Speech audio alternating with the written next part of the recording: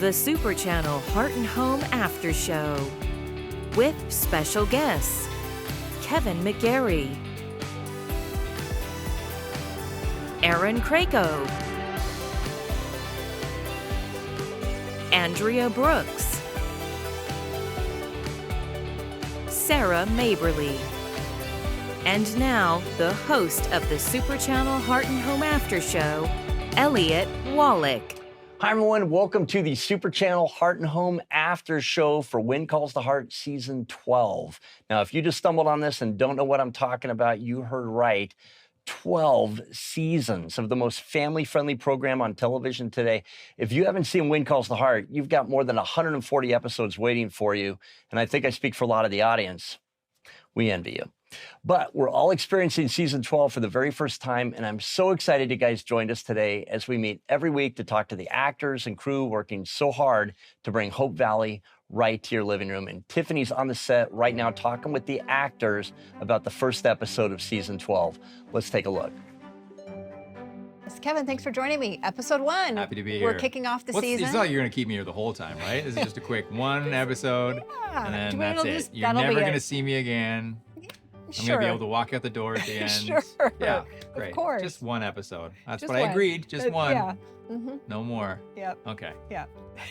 So let's do this one. So let's talk about the end of season 10. No, Yes. Season 11. I wouldn't have remembered 10. Oh, Lucas got shot. Yeah, we can talk about that. I do remember that. Okay, no. And end of Season 11. Yeah, we have the cliffhanger. The cliffhanger is that old Super Nintendo Hargraves Yeah. shows up and tells me, asks to talk to Jack. Elizabeth. Yes. It has to do with her late husband. And it's a What did you moment. hear? Like, did you guys? Because you didn't probably know what they were gonna do for the next season, but like, I'm sure people were on social media, like, oh, what's happening? Like, what were some of the craziest? Oh, like what do we see after it was done? Yeah, like no, people would after they or like dropped what people it. wanted to happen. Yes. What people wanted to happen after they saw the end of I'm season having 11? a flashback. You're having a flashback? Yeah. Do you and I when we have like? Oh, trying to understand each other. What do you mean? What do you mean? Yeah. You're right. We could play that clip. We could. It's fair to say that theme for Nathan would be relationship challenges in this episode. Theme for Nathan or theme 4? What do you mean? What do you mean? Like he said theme 4, like there's 3 before him. A something theme that- for Nathan. Yeah, that Yes. defines Nathan in this episode. Yes. Yeah. Is relationships? Challenges. What is happening? Like this one. Yeah. This Right is it. It's like challenges. That's happening. Yes. Okay. Relationship challenges? Yes. There we go. I'll We got it back. clarify. We're back I'll together clarify. now. How do I think the fans reacted to the cliffhanger? Is that the question? I need to get you ahead of time. You can write my questions for me. Do you want to know what I thought the fans wanted to happen? Yeah. Or what you saw online, or what they might have wanted to happen, or. Well, I think, there's many opinions all the time. We talked about a lot of different options for how we could come back from that cliffhanger. I thought it was a really interesting take. I think that the medal is a really symbolic way of shaking things up a bit for Nathan and Elizabeth and little Jack and Bill, seeing how this, tiny object is meaningful to people in different ways. But there is some concern from Elizabeth that this might be hard on Nathan.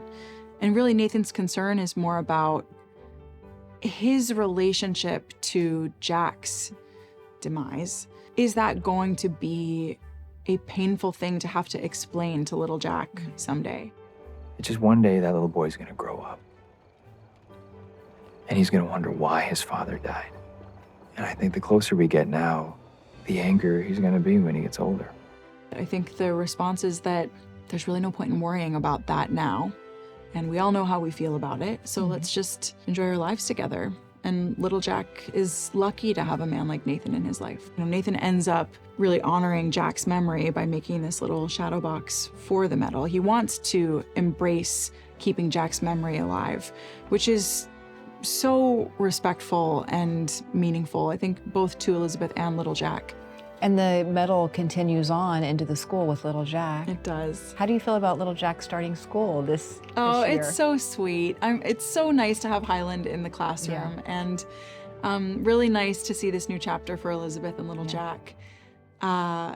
Yes, he brings the Medal of Bravery to school for his first day, and then very sweetly decides on his own that he would like to share it with Lily because she's feeling very nervous about her first day of school. So sweet. So sweet. Are you scared? A little.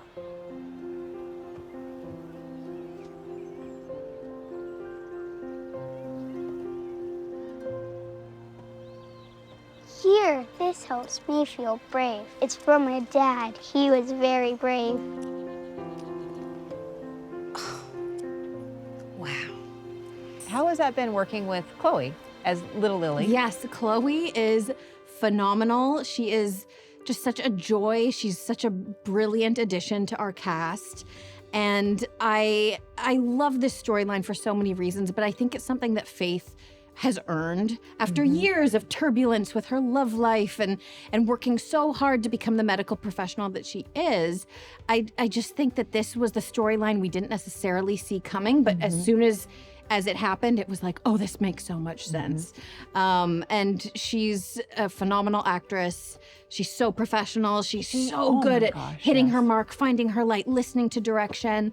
And she's in 2nd grade, and she's more professional than most of the cast on this show, I will say. Love everybody, but man, that girl, she knows what she's doing. Well, we saw her at HFR. Yes. She interviewed, and that's what I thought. Wow. Yes. This is, you just don't expect that from somebody so little. I love being Lily because she's sweet and also sometimes funny. And I love working with Andrea, and I love when all the kids are on set because I get to play with them. Do you play with them? Yeah. So poised, confident. So poised. Yep, and always knows her lines. And yeah, she's a joy to work with. And I think what works best for our dynamic is she wants to be here. She wants to work. She wants to be in the scenes. I remember last year, we were initially scheduled to work on Halloween. And I remember I was like, come on, guys, she's young, I have kids, like, we don't want to work on Halloween. And they ended up adjusting it, but she was like, I don't mind. Like, I love being here. And I was just thinking like, you're willing to miss your Halloween because you love working in Hope Valley. But no, she's phenomenal. I love the storyline. I love her story for season 12, kind of joining in with the rest of the kids at the school. I love her dynamic with little Jack. And yeah, I just hope she continues to flourish for years to come on this show. And you seemed like such a natural. When you became Anti-Faith, you were so natural at it. Did you draw on your own experience of being a mom? Oh, 100%. How was school? Great. And little Jack let Lily wear his medal all day in recognition of extreme bravery. That was very kind of you, Jack. I see we have a third one on the way. We have a third time now, that we are, hiding and using props to cover. And it's been a journey. What is Barbara doing? How is she accommodating? We know what we're doing now. This is our third rodeo on this show, dealing with hiding a pregnancy when the character's not actually pregnant. Yeah, I think we've learned something each time, and we're doing a lot of layering, coats, vests, and when possible, when shooting, we try to block scenes so that I'm either shooting dead on or holding a prop, which is comical, but the way it goes. And yeah, I think with costuming, there's a lot you can learn. You can, by adding a belt, it draws the eye to the smallest point, kind of giving you a figure like this so you don't necessarily see a bump right away. There's a lot of things. She's really great with patterns. She experiments a lot. And I always joke, I say we should probably do a podcast one day where we actually sit down and analyze each costume because there's a story for each one. You don't have to accompany me. Going this way anyways. Is this a new suit? suit? Red enough. Is this a new suit? No. I think I've had this for a couple seasons. I don't know. Let the viewers, that's a trivia question we can put. When did he first appear in this suit? I'm going to find it. We could put it somewhere up here. Yeah. Answer A is season 8. Answer B, season 9. Or answer C, season 7. The winner gets $10,000? I think. $10,000 to the winner. All right. Now you've just cursed me. I'm gonna have to go back through all Nope, these. you got to pay this person $10,000 whoever calls in. Yeah, right. This was a good idea. Happy birthday, Dad. Is this a new color for you? I don't know if I've ever seen you in orange. I believe, I think I wore this in season 10, maybe 11. Okay. So it was kicking around the wardrobe, and then we're obviously doing kind of a fall-inspired scene today. So there's a lot of autumn colors, and this one, I like this one. It's a longer vest that if I am to stand dead on, it works with a prop. You know? I feel like maybe she altered the skirt. The skirts have come up with each passing year. Okay. We've gone a little shorter. We've gone a little shorter. Sometimes the details change, because one thing Barbara's great at is she'll take a costume you've worn for 5 years and she'll rethink it. She'll be like, let's move the buttons. Let's change the belt. Let's change the seams, the hems. Let's bring things up. Like she's very creative, and she's always thinking. Just because you have a costume doesn't mean it'll stay that way forever. She updates them. And I think that's just one of her strengths. Is there anything about this era in the costumes that you're enjoying? Like shoes or jewelry or, I don't know. You know, I feel the spirit of Hope Valley is still very much frontier. So we've not lost sight of that. Obviously, the 20s, we're well into the 20s at this point. So we get the odd little flash here and there, and then there's the odd party. Then, of course, once you venture out of Hope Valley, you really see the 20s and its decadence. But yeah, I'd say the biggest thing for most characters, a lot of the shoes have changed. I know Faith has a lot more stylish shoes in her wardrobe at this point. The skirts have come up. And the odd time when there's an event, I know we've kind of, I've never had a bob on this show. I've never been that short, but we've definitely kind of gathered the hair up, and I have worn some little headpieces in the past, I remember too. that. Yeah. So you're expecting, you already have 2 children. I do. But you also have now a TV child. I'm confident that had I not had my own children, I would have made that storyline work. But there's something about being a mom and just kind of tuning into that frequency when you're shooting a scene with a little kid. And, you know, I've said it's the biggest seismic shift you can undergo in life is becoming a parent. There's nothing like it. There's nothing you can quite compare it to. And I'm so happy that Faith had that opportunity. And I'm so happy that we got to see Faith adjust and learn how major that is to care for a little one. And you mentioned Lily going to school. How do you think Faith is feeling about her starting school? Oh, nervous. I remember the first day I dropped my own daughter off at preschool, I had to sit in the car and just have a moment because I cried, because it just happened so fast. In the blink of an eye, they're in school and that's it. They're with their peers and you're not in charge. And I think oftentimes the parents are just as nervous, if not more, than the kids. So I think that we see that at the beginning of season 12. We see Faith kind of, you know, wanting to make sure she's okay and she wants her to thrive. And then when she takes a step back and says, I don't want to go in, it's kind of crushing in a way, because I think deep down Faith probably doesn't want to let her go either, but you want your kid to thrive. So it's a beautiful dynamic. And I just think having little Jack there to be that encouraging force is just so brilliant. And what a sweet scene with the medal. Yes. Yes, those two together. Do they like working together? I mean, they are hilarious to watch together. They're very different as kids, but I think they bring out the best in each other. And yeah, they hit it off right away. And remember, Chloe had watched, when she first started on the show, she was in the process of watching all the previous seasons, and she got up to the Highland seasons and she was like, oh, I'm gonna meet him. And it was like, yeah, not only will you meet him, you're gonna have scenes together because you guys are the same age on the show. And yeah, they became fast friends, and they're super cute. And I just, you know, they have a dynamic in real life that kind of comes out in the scenes as well. And yeah, it's really fun to watch.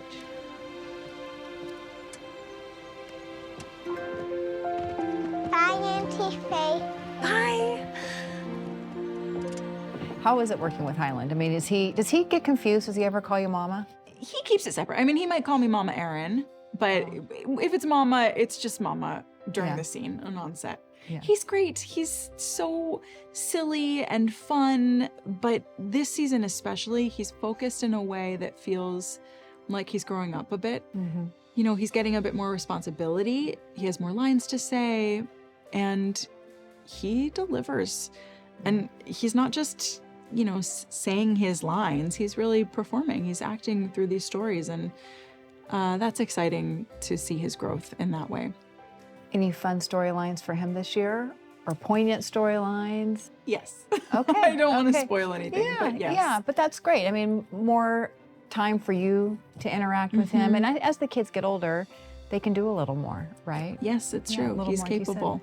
Also in the school, Angela and Timmy and Emily are graduating. I mean, they were really, I feel like they were just little Jack's age. I mean, it's gone. It's was gone. maybe like 12 years ago. I but know, yes. but doesn't it go by fast? It does. It goes by so fast. I know. Grace and Emily was just yesterday in her little braided pigtails. Yeah. Oh, I can remember her so clearly. This tiny little thing with the pigtails looking up. And now, we're the same height, I guess. So she's really? They're remarkable. They're such incredible kids who've grown up to be really fine young men and women.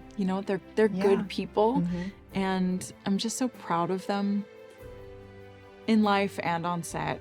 Some of them are approaching the age I was when I started on the show, which is just very wild to think about.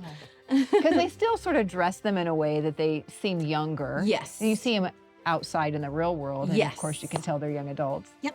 And then there's little Ellie too. Yes. Yeah, right? Ellie, yeah, Little Goldie. Yeah, I mean, lots of little kids actually. It's been a little while because in the very beginning we had little kids. That's right. But of course everybody grows Grows up. up. I mean, they're adults. Yes, they're adults now. Mrs. Thornton, Lily says she doesn't want to come to school. Oh, why not? I think she's afraid. Lily's scared too? Let's go see her together. It's been a joy working with them and getting to play their teacher and see them grow, and now I just get to watch them soar, and I do so with a lot of pride.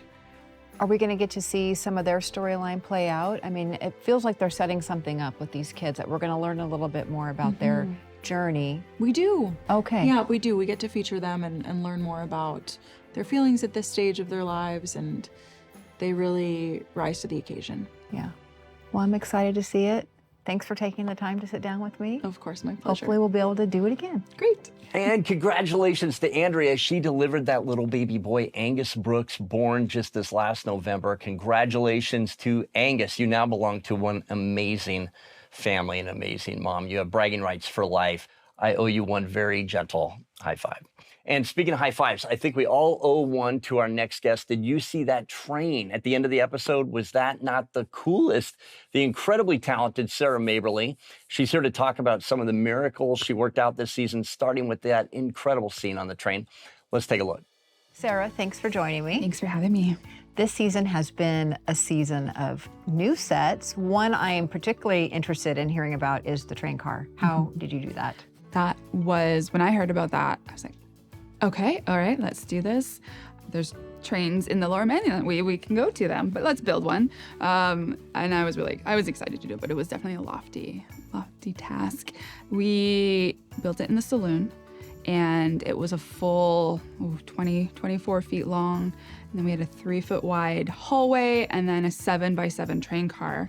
And, or I guess dining car. And then that actually moved. So special effects rigged it to wobble back and forth. And it was, all you had to do was just like touch it with your finger and it would go. It was perfect. It was so that cool. sensitive. It was that sensitive. Wow. And so just figuring out how we were going to do that, because the hallway was stationary and then that little part moved. And I did a lot of research in the Pullman train cars. And that was a fun little like deep dive into the history of all of that. And then just getting to do different, like a different aesthetic and amp up that like, high gloss, fancy look. It was so much fun. And then of course there was like a little hint of the Art Deco getting there, because we're always trying to do that. Oh, I was so happy with how it turned out. But it was, we were finishing up into the last minute. The camera's coming in and we're like, okay, dry.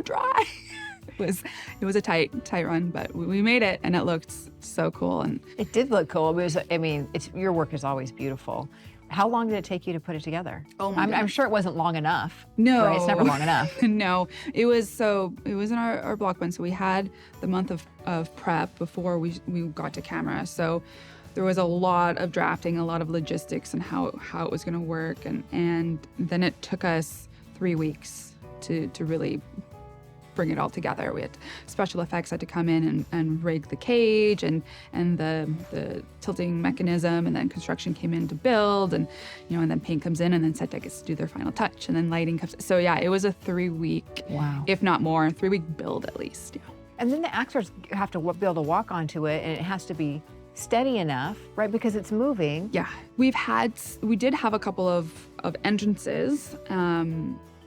And it was just literally people holding it until it was ready to start moving, and because that was the other thing. It's like, okay, well, our actual hallway isn't moving, but this is moving. So then we had people trying to figure out like the curtains and how that was going to be, and how we could still capture that motion, even though we're static. But there was a lot. I mean, camera tricks. There's a lot of cutting too, and not seeing enough movement of the camera that you don't notice that we're not moving. I heard you were aboard, Governor. Edwin? There, Coulter. May I join you for a moment? Have a seat. Actually, we're in the middle of something. Fantastic. Excuse me. So how did they accomplish seeing out the windows since you're in the saloon? Yeah, so we did green screen our master window, which was in the seated dining car itself. And that, our VisFX team worked to give us some really cool visuals there. So that's moving, and then we had to gimbal the window, because if the camera's straight on the window, you're gonna see the reflection. So you have to have it at a certain tilt in order to avoid seeing that reflection, but then still keep it proper for the green screen that's behind it. And then of course the lights, had their motion lights and everything like that. Wow. Yeah. It's so involved. So involved. You don't realize when you watch it, oh, train car. Every department, and we even had to call in riggers because we had the ceiling, and it's an arched ceiling. We did the full on arch, and the train car, dining car actually came off so that we could light from above. Oh, sure. I didn't even think about the lighting, right? Yeah. Because it's a small space. Yeah. So we kept the ceiling on in the actual hallway and made sure that there was enough lights. But then, of course, for all of our actors and all those angles, and the walls were all wild, so the walls could actually come off the two sides. Wow. Yeah. And the door is a genuine 1920s door from a train car. Really? How'd you source that? There's a train museum up in Squamish. Oh. They let you borrow it? We bought it. Oh, you did buy it? Yeah, we bought it, so it's ours. Wow, yeah, that's so we cool. now own a train car door.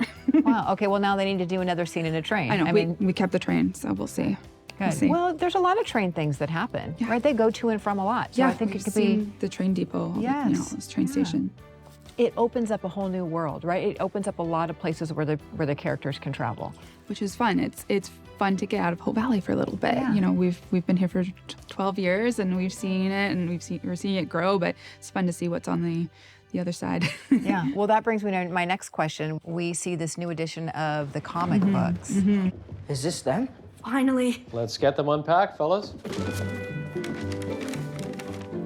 Martians! This is the best one yet. What happened in the last one? Nancy the genius dog figured out how to make a spaceship from a garbage can, and they took off for Mars. That's preposterous. At least Captain Billy's a girl. What's going on in here?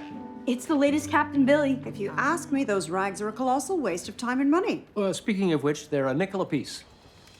They are really good stories. Captain Billy's always thinking her way out of trouble. Can you tell me about how you put those together and the idea behind it? Because it's a cute story too. Yeah, it's a lot of fun. Honestly, Mike Roll, the story was so much his baby. He really had some big ideas, and he did a whole storyboard concept about it. And then we actually hired a comic book storyboard artist to come in and do the development of the characters. We've got Captain Billy, we've got Nancy the genius dog. So they came up with just the images. But at the beginning, we did a lot of research, myself and our art department. And okay, well, what do they look like? What were the sort of colors that they were using, the textures, the writing, the font? And so we came up with a palette, we came up with the sizing, and then we just told our artists, like, here you go, have fun. Yeah, that's a legitimate comic right there. It's a legitimate comic. There's a start, there's a middle, and there's an end to it. And then we had a lot of fun doing, figuring out what, just the ads that would be in it, and we used a lot of like our kids' names, Cece and Sammy, the dynamic duo, Frankie and Sammy's Dawson. yours. Yeah, Sammy. Yeah, Sammy's mine. Cece and Dawson are Desiree's, and then Frankie is my niece. Nacho is our assistant decorator's dog. So we had a lot of fun attempting to make another one. Is it a full story? Yeah. Oh, Okay. yes. But this was a lofty, and this was another one that was like, we finished it just in time. And you said Mike Roll, director Mike Roll. Did he come up with the story? Yeah. He did. Yes. So he came up with beginning to end Yeah. the comic. Oh, Yeah. interesting. Yeah. You could just see the kid come out in him. He was so excited and just so invested in this. But I love that. I love that excitement. Oh, that's great. Well, this has been amazing. Thank you oh my so gosh, much. There's just so much information and so much detail and so much work. And obviously the show would not be the same without you guys. Well, right? It's my honor to do it. It's so much fun. I can't believe 12 seasons. I know. I can't either. Well, hopefully we get 12 more. I'm hoping. Yeah. Yeah. Sammy needs a part in it. I know. Sammy, oh my gosh, he'll be almost grown. I can't imagine. 12 more years, he'd be 15. I know. Yeah. Lord. And I'm telling you, it goes fast. It does. Yeah. Thank you so much. Yeah, thanks for being here. Right. I'm hoping the show lasts long enough for Sarah to bring Hope Valley its first particle accelerator, or at least a home computer. But in the meantime, segue, please use yours and go to hardys.com and register your email so we can keep you informed on all the important news Hardys want to know about. There's a lot of exciting news coming out in 2025. We don't want you to miss a thing. And tune in tomorrow for Hardys TV Tuesday. That's an interview that you'll see right here on Super Channel. And then also next week, Super Channel Heart and Home After Show. And we'll see you then. Good night, everybody.